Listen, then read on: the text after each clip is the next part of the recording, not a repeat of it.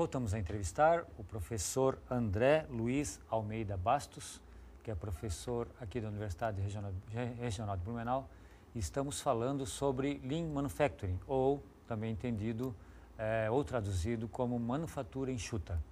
Professor André, bom, falamos do conceito no bloco anterior, né? Agora, talvez uma pergunta que o empresário que está nos assistindo queira fazer para o senhor, né? Que é a seguinte: como implantar, né? Quer dizer, existe um conceito, mas como implantar a condução ou como fazer a implantação desse modelo dentro do processo produtivo? Perfeito. Assim, Gilson, quando a gente fala de Lean Manufacturing, né? Quando a gente fala de um sistema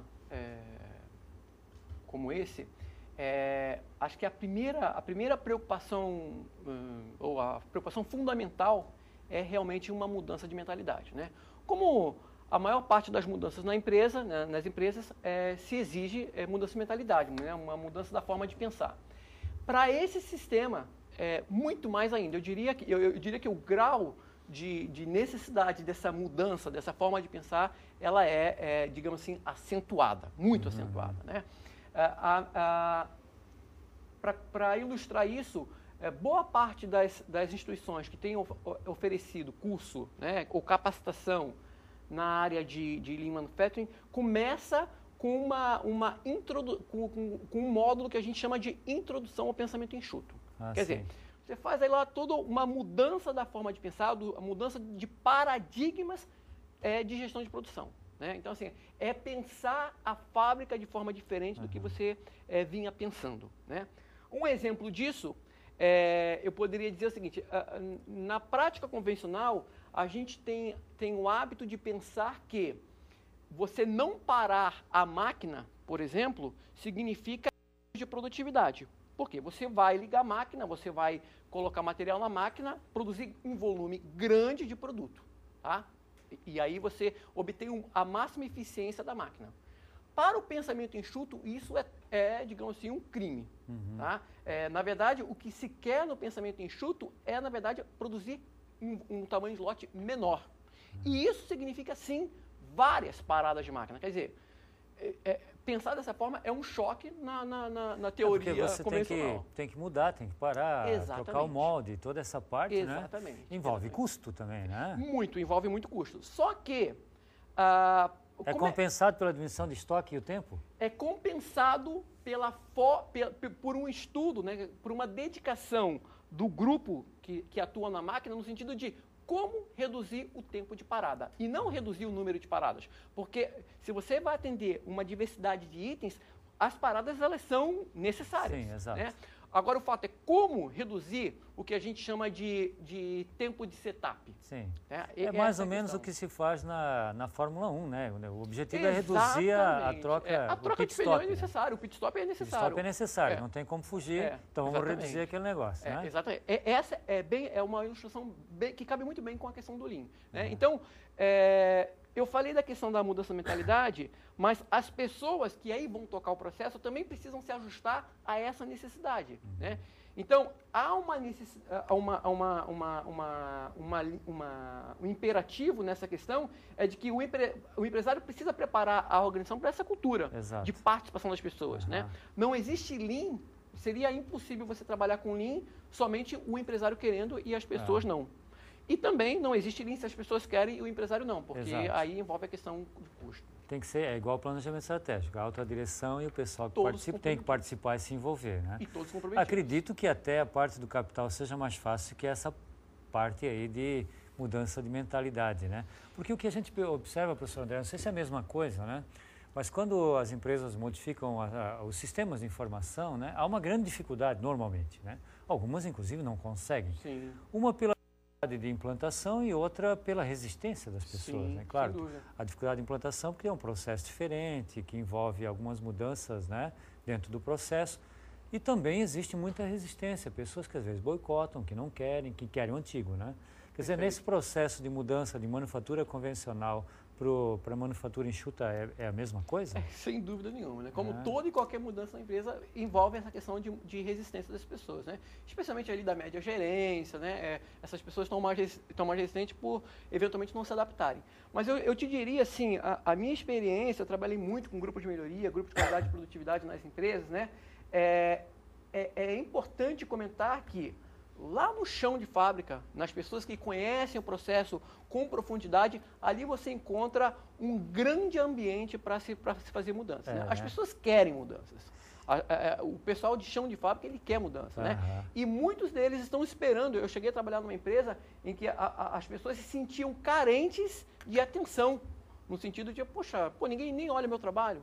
Né? Então, assim, essas pessoas estão ávidas por processo de mudança. O problema ali é quando você começa a subir um pouco o nível. Interessante, quanto maior a cultura, maior a dificuldade para a claro, mudança. eu estou falando isso, não é um estudo científico, sim, mas a gente percebe na prática. O senhor é consultor também, além de professor. Exatamente. É consultor e, claro, observa isso no dia a dia das empresas e pode falar das suas experiências. Nesse momento, exatamente, eu estou fazendo um trabalho numa determinada empresa aí que eu posso constatar isso. Né? Ali no chão de fábrica, a coisa acontece facilmente. Mas quando você começa a ter que abordar a média gerência, aí as coisas já começam a ver os esquivamentos. O medo da mudança. O medo da mudança. Né?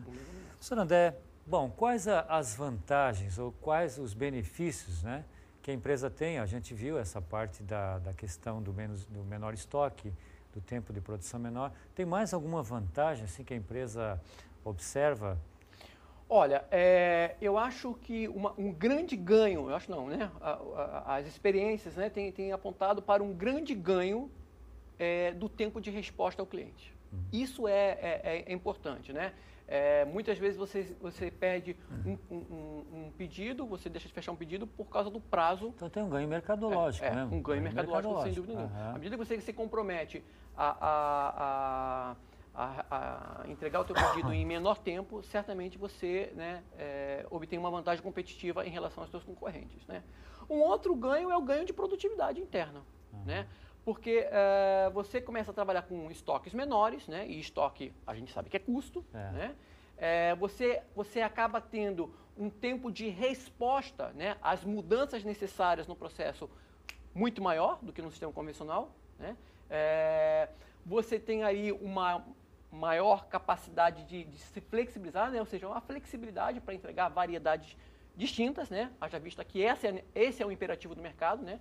Você hoje não consegue trabalhar numa fábrica que você liga a máquina e só espera produzir, porque, na verdade, você tem que estar a todo momento fazendo trocas de artigos, porque o mercado quer coisas distintas. Exato. Né? Então, esses são os grandes ganhos e talvez até os motivos pelos quais o Lean Manufacturing tem ganho importância no mercado. Então, o ganho mercadológico é muito grande, porque essa diversificação hoje é quase um imperativo, né?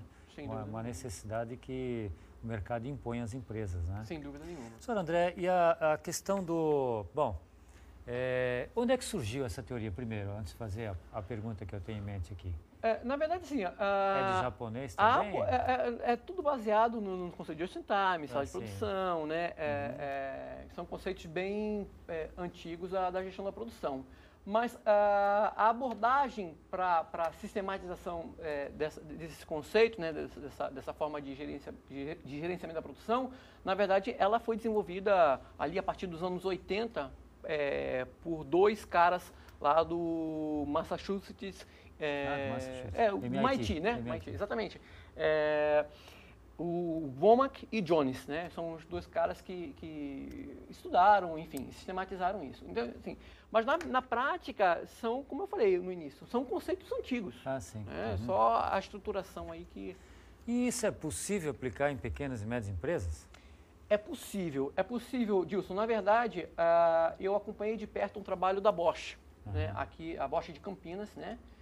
Acompanhei de perto esse trabalho, inclusive a Bosch tinha alguns fornecedores na nossa região, né? Em Joinville, uma empresa chamada Expander, enfim, em que que é importante dizer, essa necessidade de ajuste do sistema da Bosch, ela foi repassada a diversos fornecedores. Fornecedores estratégicos, é claro, mas a diversos fornecedores, entre eles esse caso aqui de Joinville, que é a empresa Expander. Mas isso comprova que Na prática, esse sistema ele se ajusta perfeitamente a empresas de pequeno porte, sim. Né? Inclusive, no caso da Bosch, é importante dizer isso, a otimização do sistema produtivo, dessa forma de gerenciar a Bosch, é repassada aos seus fornecedores. E aí essa empresa acaba tendo seus ganhos também, né, com produtividade, além de estar ajustada às necessidades do cliente chamado Bosch. Professor André, muito obrigado por sua vinda à TV Empresa, parabéns pelo seu trabalho na universidade e principalmente à frente, né, da Escola de Negócios. Legal, obrigado.